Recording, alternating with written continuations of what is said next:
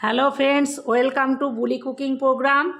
আশা করি আপনারা সবাই ভালো আছেন। এই দেখুন, আজকে আমাদের একটা দেশি মোরগ নিয়ে এসছে।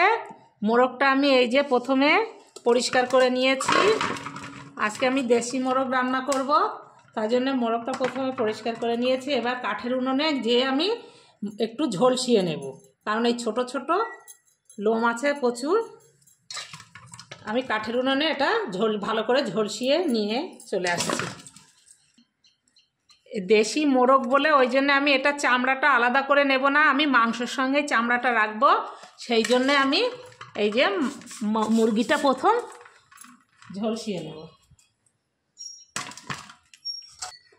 এই দেখুন, কাঠের উনুনে আমি একটু ঝলসিয়ে নিচ্ছি, কারণ আমি এই ছালটা ছিলবো না, মাংসের সঙ্গেই থাকবে বলে আমি একটু ঝলসিয়ে নিচ্ছি কাঠের উনুনে।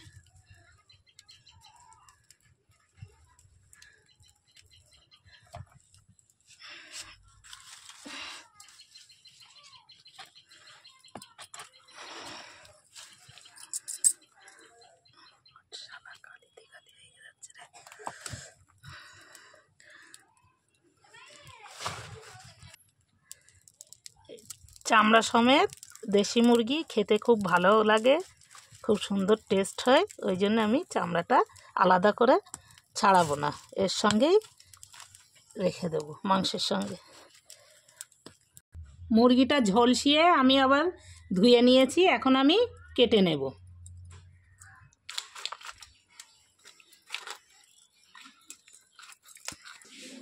এই দেখুন, আমার এই যে মাংসগুলো সব কাটা হয়ে গিয়েছে, এখন আমি ধুয়ে নেব। মাংসগুলো সব কাটা হয়ে গিয়েছে। এই যে প্রথমে আমি কড়াইটা হয়ে গিয়েছে, তেল দিয়ে দিয়েছি।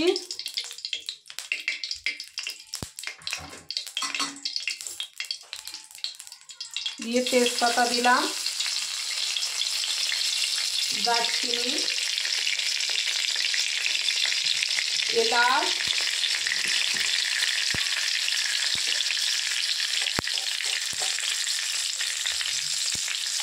এই যে কটা লবঙ্গ।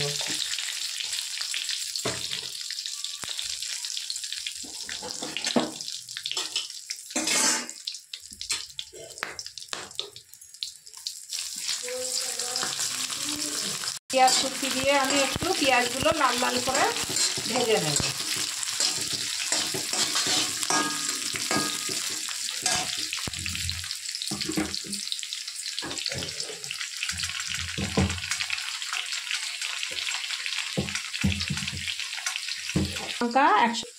এটা মিক্সিতে বেটে নিয়ে পেঁয়াজটা আমার লাল লাল করে ভাজা হয়ে গিয়েছে। এখন আমি বাটা মশলাটা, এই দেখুন মশলাটা আমার কষানো হয়ে গিয়েছে, মশলা থেকে এই যে তেল ছেড়েছে। এখন আমি মাংসগুলো সব দেবো।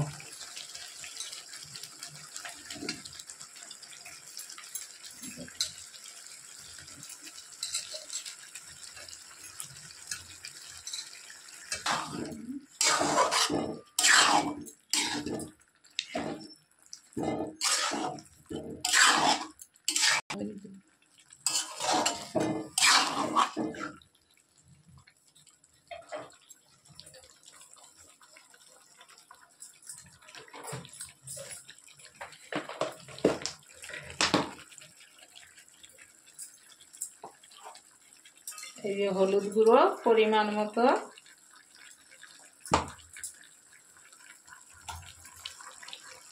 লবণ,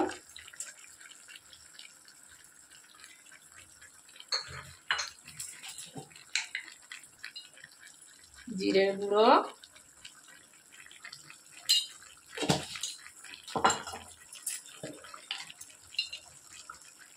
ধনে গুঁড়ো,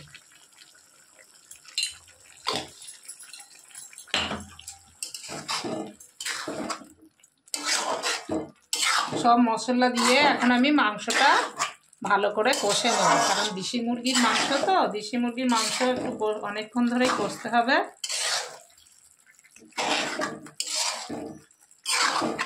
দেশি মোরগ একটু সিদ্ধ হতে একটু দেরি হয়, কিন্তু দেশি মোরগ খেতে খুবই সুন্দর হয়। আপনারা এইভাবে বাড়িতে রান্না করবেন, দেখবেন। এই দেখুন মাংসটা আমার হয়ে গিয়েছে, কত সুন্দর হয়েছে, দেখুন কত সুন্দর কালার এসছে মাংসটা।